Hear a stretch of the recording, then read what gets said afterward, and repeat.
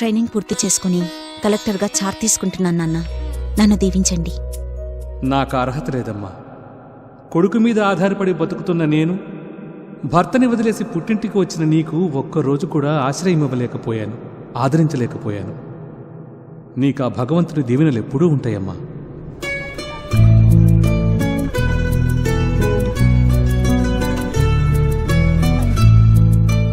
యాదగిరి, అమ్మా, నాకు దారి చూపించిన దేవుడివి, నన్ను దీవించి యాదగిరి.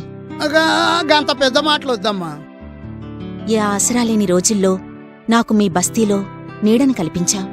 మా బస్తీ పోర్లకి చదువు నేర్పినవు. మా ఆడోళ్ళందరికీ పైసలు కమాయించే తరీకా చెప్పినవు. మా బస్తీ మొత్తం చెత్తా చెదారం గలీజు లేకుండా సాఫ్ చేపించినవు. నువ్వు బస్తీ వాళ్ళందరికీ దేవతవమ్మా. నువ్వెప్పుడు గిట్లనే సల్లంగా ఉండాలి. డ్రైవర్ని కార్ రెడీ చేయమను, ఆఫీస్కి వెళ్దాం. మంచిది, గట్లనేనమ్మా.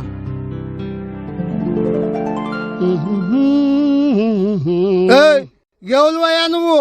లోపలికి ఎట్లా వచ్చినావు? నేనెవరినో ఎరకనా నీకు? కలెక్టర్ అమ్మకి స్పెషల్ దఫేదార్, అర్థమైందా? నువ్వెవరైతే నాకేం గాని నేనెవరో తెలిస్తే నువ్వు షాక్ అవుతావు. గట్లనా? గట్లయితే జర చెప్పు దొరా, ఇనుకుంటాను. అలారా దారికి. I'm the husband of your collector. అంటే మీ కలెక్టర్ అమ్మ గారికి నేను మోగుణ్ణి. ఏందే నువ్వు కలెక్టర్ అమ్మకి? ఏందే నువ్వు కలెక్టర్ అమ్మ మొగుడివా? నీ వయసు ఏంది? ఆయమ్మ వయసు ఏంది? అసలు నువ్వు లోపలికి ఎట్లొచ్చినావు? గా పోలీసు వాళ్ళేమైనరు? డోకే బాజీ లెక్క కొడుతున్నావు. గెల్లెళ్ళు. అరే ఏంటయ్యా దౌర్జన్యం? నేను చెప్తున్నది నిజమేనా బాబు? మళ్ళీ గదే ముచ్చట. నీ అసంటోళ్ళు మస్తు మందిని చూసినాం. తీ యాదగిరి, ఆగు. ఆయన ఎవరనుకున్నావు? మీ అయ్యగారు. విన్నావా? ఏమండి, ఎప్పుడొచ్చారు? Just now. ఓయ్ ఏంటలా బావురు కప్పులా తెరిచావు నోరు? మోయ్ వెళ్ళి ఒక సిగరెట్ ప్యాకెట్ తీసుకురా. గట్లనే సారు. వెళ్ళు. రండి కూర్చోండి. రారా. గీత, ఎలా ఉన్నావు గీత? నువ్వు బాగా చిక్కుపోయావే. మీరెలా ఉన్నారండి? ఎన్నాళ్ళైందండి మిమ్మల్ని చూసి. గీత, ఎక్కడ చచ్చావే? వస్తున్నానండి. ఏం పిలవగానే రావాలని తెలీదా? ఇట్రా. ఏదో 500 ఇటువు. అది అది ఇవ్వవే. అది వద్దండి. ఈ డబ్బు పక్కింటి ఆవిడ్ని అడిగి తీసుకొచ్చాను. ఎక్కడో దగ్గర నుంచి వచ్చావు కదా, ఇటువు. అయ్యో, బియ్యం నిండుకున్నాయి, కొనాలండి. ఆ కొట్టువాడిని అడిగి బియ్యం అరువు తీసురా. ఒక్క పైసా కూడా అరువు ఇవ్వనన్నాడు. ఇవ్వనన్నాడా? నువ్వు వెళ్ళి కాస్త నవ్వుతూ అడిగావనుకో, వాడే ఇస్తాడు. మీరు ఇవాళ వెళ్ళొద్దండి, ఆగండి. ఏంటి పెళ్ళాం పెత్తనం చలాయిస్తున్నావా? అది కాదండి, మీరిలా రోజు డబ్బులు తీసుకెళ్లి తాగొస్తే ఇల్లెలా గడుస్తుందండి? ఇంటి ఇల్లాలు కదా, ఎలాగోలా నువ్వే గడుపు. నేను గడపలేనండి, మీకు దండం పెడతాను. ఆ తాగుడు మానేయండి, ఏదైనా ఉద్యోగం చూసుకోండి. ఉద్యోగం? బంగారం లాంటి ఉద్యోగం ఉండేదే. నీ శనిమోహం ఇంట్లో అడుగు పెట్టాక అది కాస్త ఊడిపోయింది. నన్నెందుకండి అంటారు? మీ తాగుడు వల్ల, అత్యాశ వల్ల ఆఫీసు డబ్బులు వాడి ఉద్యోగం పోగొట్టుకున్నారు. దానికి నేనా కారణం? ముమ్మాటికి నువ్వే కారణం. ఏ రోజు నీ శనిమోహం ఈ ఇంట్లో అడుగు పెట్టిందో ఆ రోజు నుంచే నాకు కష్టాలు ప్రారంభమయ్యాయి. అలా అని చెప్పి తాగుతూ కూర్చుంటే మన కష్టాలు తీరతాయా, అప్పులు తీరతాయా? తీరవే. అప్పులు తీరాలన్నా, మనం సుఖంగా బతకాలన్నా నేను చెప్పినట్టు చెయ్యి. ఏం చెయ్యాలో చెప్పండి. ఇప్పుడు చెప్పడం కాదే, ఇప్పటికి 1,00,000 సార్లు చెప్పాను. మీ బాబుని ఒక 5 లక్షలు ఇమ్మను. ఆయన ఇవ్వరు. ఎందుకు ఇవ్వడు? ఆయన దగ్గర లేవు కనుక. లేవు కాబట్టే రెండో పెళ్లివాడివైనా ఉన్నదంతా ఊడ్చి నీకిచ్చి పెళ్లి చేశారు. ఏమిచ్చాడే? ఏమిచ్చాడు? 5 లక్షలు కట్నం ఇచ్చాడు. అబ్బో, ఇచ్చాడు. అందరు బాబులు ఇస్తారే కట్నం, నీ బాబేం ప్రత్యేకంగా ఇచ్చాడా? కట్నమే కాదు, వ్యాపారం అంటే ఆయన రిటైర్మెంట్ డబ్బులు మొత్తం మీకే ఇచ్చారుగా. ఎందుకు ఇచ్చాడు? అల్లుడు వ్యాపారం చేసి బాగా లాభం సంపాదించి ఒక టాటానో బిర్లానో అయిపోతే తన కూతురు కూడా రాజభోగాలు అనుభవిస్తుంది అని ఇచ్చాడు. రాజభోగాలు అనుభవిస్తున్నానుగా. ఆ? ఏంటి ఆ? నోరు పెరుగుతోంది, ఎగతాళి చేస్తున్నావా? లోన పడి ఉండవే. ఇవాళ నేను మిమ్మల్ని వెళ్ళనివ్వను. వెళ్ళనివ్వా? ఏంటి నువ్వు వెళ్ళిచ్చేదంటే? కొంచెం నోరు మూసుకొని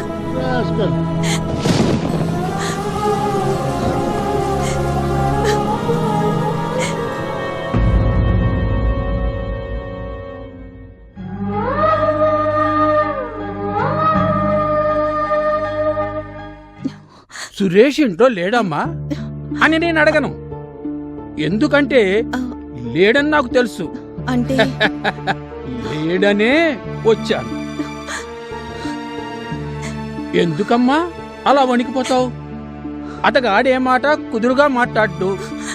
పైగా ఆ నోటెదురుసొకటి. నువ్వైతే మంచిగా మర్యాదగా మాట్లాడు.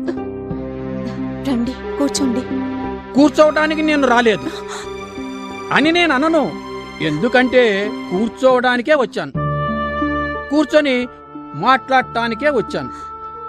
మాట్లాడి డబ్బు విషయం తేల్చుకుంటానికే వచ్చాను. త్వరలోనే ఇచ్చేస్తామండి. ఎప్పుడిస్తారు అని నేను అడగను. ఎందుకంటే ఇవ్వరని నాకు తెలుసు, ఇవ్వలేరని నాకు తెలుసు. ఏదైనా ఉద్యోగం చూసుకొని. ఎవరు? నువ్వా? మీ ఆయన? ఆయనేనండి. నమ్మను, చస్తే నమ్మను. మీ ఆయన ఏ ఉద్యోగానికి పనికిరాడు. పనికొచ్చినా చెయ్యడు. చేసినా ఆయన గారి అలవాట్లు చూసి వాళ్లే తీసేస్తారు. అయినా ఏదో ఒక విధంగా మీ అద్దె బాకీ అనా పైసలతో సహా తీర్చేస్తాం అంటావు. అంటే నమ్మేసి తలుపి వెళ్ళిపోవడానికి సిద్ధంగా లేను. ఏం మాట్లాడవే? మీరే ఏదో ఒక దారి చూపించమంటావు. బాగుందమ్మా, చాలా బాగుంది. మీకు ఇల్లు అద్దెకిచ్చిన పాపానికి నీ తాగుబోతు భర్తకు ఎవడో ఒకటి కాళ్ళు పట్టుకొని ఏదో ఒక ఉద్యోగం ఇప్పించుకొని ఆయన గారికి నెల నెలా జీతం ఎంత వస్తుందా, ఎప్పుడొస్తుందా, అందులో ఎంత మిగులుతుందా అని గుంటనక్కలా ఎదురు చూస్తూ ఆయన గారిస్తే కళ్ళకద్దుకొని మహాప్రసాదమని తీసుకోవాలా? బాగుందమ్మా, చాలా బాగుంది. కొన్నాళ్ళు ఓపిక పడితే. ఓపిక పడితే చూడమ్మా, అతగాడేదో ఉద్యోగం చేస్తాడు, ఉద్ధరిస్తాడని ఆశలు పెట్టుకోకు. నీ ఇల్లు బాగుపడాలంటే నే చెప్పినట్లు చెయ్యి. ఏం చెయ్యను? నువ్వు ఉద్యోగం చెయ్యి. నాకెవరిస్తారండి? అది అలా అడిగావు, బాగుంది. నేనెవర్ని? శటగోపం గారు. అది సరేనమ్మా, నేనెవరిని? ఇంటి ఓనర్ కదండి. అబ్బా, అది సరేనమ్మా, నేనెవరిని? రాజకీయాల్లో తిరుగుతున్నవాణ్ణి. అవునా? రేపో మాపో ఎమ్మెల్యే టికెట్ రాబోతున్నవాణ్ణి, ఎల్లుండో ఆవులెల్లుండో ఎమ్మెల్యే కాబోతున్నవాణ్ణి. అట్లాంటి వాణ్ణి పట్టుకొని నాకు ఉద్యోగం ఎవరిస్తారండి అనచ్చా? అయితే నాకు ఉద్యోగం వస్తుందంటారా? వస్తుందమ్మా, నీకో ఉద్యోగం వస్తుంది, మంచి జీతం వస్తుంది, దానితో మంచి జీవితం వస్తుంది. కాకపోతే ఏం లేదమ్మా, నీకేదైనా మంచి ఉద్యోగం వచ్చే వరకు నేనే ఓ మంచి ఉద్యోగం ఇస్తాను. చెయ్యకూడదు? తప్పకుండా. ఇంతకీ ఆ ఉద్యోగం ఏంటండి? అబ్బే, ఏం లేదమ్మా, మా ఆవిడ ఉద్యోగం. ఏమండి? టెంపరీగానేనమ్మా. శటగోపం గారు, టెంపరీగా నువ్వు ఈ ఉద్యోగం చేసి నా కోరిక తీర్చాకే పర్మనెంట్ గా నీకేదైనా ఉద్యోగం ఇప్పించేది. అది నేను నీకు చెయ్యబోయే చిన్న సహాయానికి అతి చిన్న కండిషన్. డబ్బు లేనోళ్ళమని అద్దె డబ్బులు కట్టలేదని ఇంత నీచంగా మాట్లాడతారా? అయితే నా షరతుకు ఒప్పుకోనంటావు. చావనైనా చస్తాను కానీ ఒప్పుకోను. అయితే వెంటనే ఇల్లు ఖాళీ చేయండి అని నేను అనను. ఎందుకంటే ఇందాక నేనన్న మాటలు నీకు నీచంగా అనిపించచ్చు. నెల రోజులు పోతే ఆ మాటలే నీ నోటి వెంట నేను వినచ్చు. నా కంఠంలో ప్రాణం ఉన్నంత వరకు అలా జరగదు. అసహాయతను ఆసరాగా చేసుకుని ఇంత దుర్మార్గానికి తలపెడుతున్న నువ్వు ఏం పెద్ద మనిషివి? అబ్బో, ఏం పౌరుషం, ఏం పౌరుషం! నీకు తెలియని విషయం ఒకటి చెప్తాను, నేను విను. ఇందాక గుమ్మం దగ్గరే సురేష్ నాకు దొరికాడు. నిలదీస్తే ఈ విధంగా నా డబ్బులు వసూలు చేసుకోమని అతగాడే నాకు సలహా ఇచ్చాడు. నీ మాటలు నేను నమ్మను. మర్యాదగా బయటకు పో, లేకపోతే ఏం చేస్తావే? ప్రాణం తీస్తాను. నీ అందంతో నా ప్రాణం ఎప్పటి నుంచో తీస్తున్నావు. నేను ఆగలేను. రాక్షసి, ఎంత పొగరే నీకు! నీ అంత చూస్తాను. సీత సీత తలుపులు ఎన్నిసార్లు కొట్టినా తీవేంటే? ఏం చేస్తున్నావు? తలుపు తీసుంది కాబట్టి నేను వచ్చేసాను, లేకపోతే ఏంటి ఏడుపు? ఎప్పుడు ఏడుపే. ఇంట్లోంచి బయటకు వెళ్ళేటప్పుడు ఏడుపు, బయట నుంచి ఇంట్లోకి వచ్చేటప్పుడు ఏడుపు. అసలు నీ బతుకే ఏడుపు. ఛస్! కోపం వచ్చాడండి. ఆ, ఏం చేశాడు? నన్ను బలవంతం చేయబోయాడు. ఓ, అంతే కదా, నువ్వు వడ్డించు. ఆ, వడ్డించాలా? ఉమ్. ఆ, ఆ, ఆ. ఎంత పొగర నీకు! నన్నే కొడతావా? నిన్ను ఆగు! ఈ క్షణం నుంచి నువ్వు నాకు ఏమీ కావు. ఇదిగో నువ్వు నా కట్టిన ఉరితాడు. ఇది బిగుసుకోకముందే తెంచుకొని విముక్తి చెందుతున్నాను. నేను వెళ్ళిపోతున్నాను.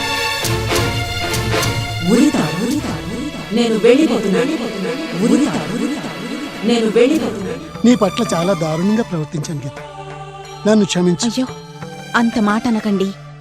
మీరే నన్ను క్షమించాలి. నువ్వు వెళ్ళినప్పటి నుంచి పశ్చాత్తాపంతో కుమిలిపోయాను తెలుసా నేను. అయ్యో, మీరేం చేశారండి పాపం? తప్పంతా నాది. ఫోన్లే, అవన్నీ మర్చిపోతాం. ఇప్పుడు కలుసుకున్నాగా నాకెంతో ఆనందంగా ఉంది. అవునండి, నాకు చాలా ఆనందంగా ఉంది.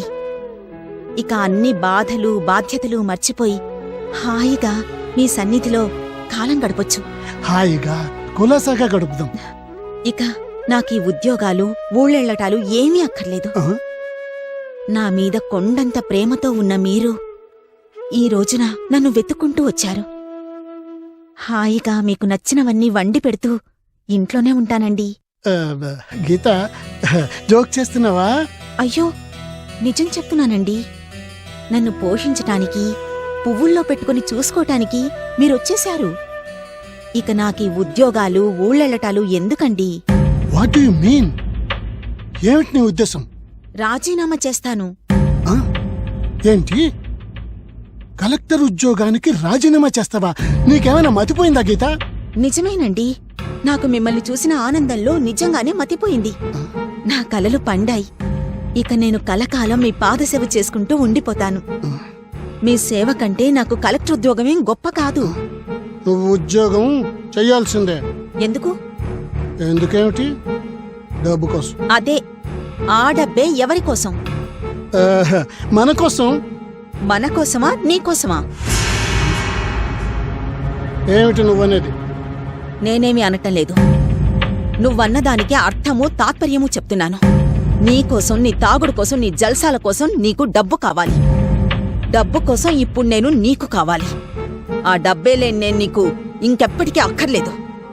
లే, మర్యాదగా బయటకు వెళ్ళు. గీత, నేను చెప్పేది. You shut up rascal. How dare you see my face again? వెళ్ళు, వెళ్ళు.